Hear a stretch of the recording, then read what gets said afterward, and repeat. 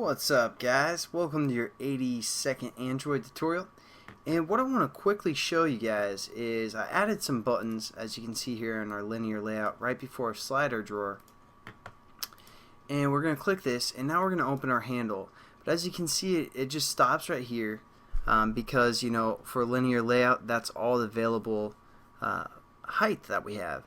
But basically, a way that we can surpass that is using something called the frame layout, and that's what this tutorial is going to be about. Just so again you guys can be a little more customized in your application.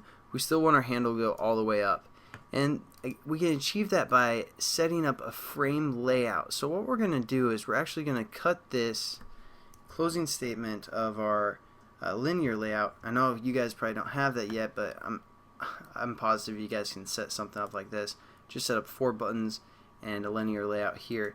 We're just going to paste that right here. So we still have a linear layout for our buttons, which has vertical orientation, so our 4 buttons are there.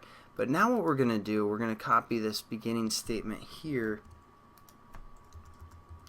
and paste a new kind of a new class, or I'm sorry, just a new layout above this layout here. And what we're going to have this layout be is something called a frame layout, like that. And the frame layout, there's no orientation, and basically the frame layout is going to allow us to draw on top of each other. Like, you know, linear layouts like, hey guys, let's get organized. Either you get below M or get to the right side. You know, guys, come on, stay in line here. And FrameLayout's like, screw that crap! It's like, stand on top of each other. You know, I don't care if you guys kick each other. Everyone do whatever they want. Who gives a he's like, who, you know, guys, whatever. Just do whatever you want. So that's what we're gonna set up here to encompass our whole class.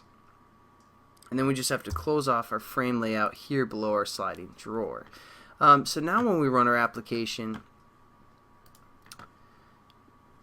it's gonna get buck wild. So basically what's happening now, again, our linear layout still controls all of our buttons, but that's still within our frame layout where it's like, hey, who really cares what you guys do?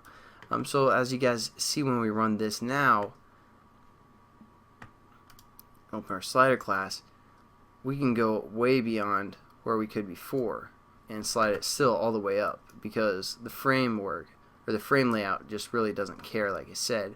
And then we can still click our check button, and obviously, like, this isn't the best kind of a linear layout, but I don't want to spend too much time on some mundane things. But as you can see, we can still click these previous buttons here.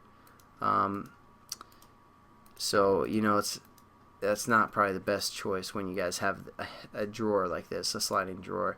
But you know, that's fine. I just wanted to show you guys what the frame layout could do for you, and you know, you can develop that way as well.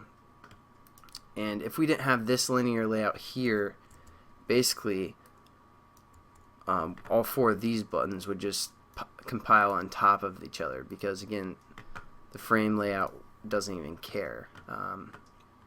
So that's pretty much the end of this tutorial. Just to introduce you guys to the frame layout and get you going with that. And then the next tutorial, we're just going to quickly just code that drawer, and I'm going to show you some of the methods that you can use. But here we go. This again was with I took out the linear layout and I started the application. We have 4 of our buttons right on top of each other there because we were in the frame layout. There's no organization. We can still slide up, but that's why we had that linear layout controlling those 4 buttons there. So I'll catch you guys in the next tutorial. Peace.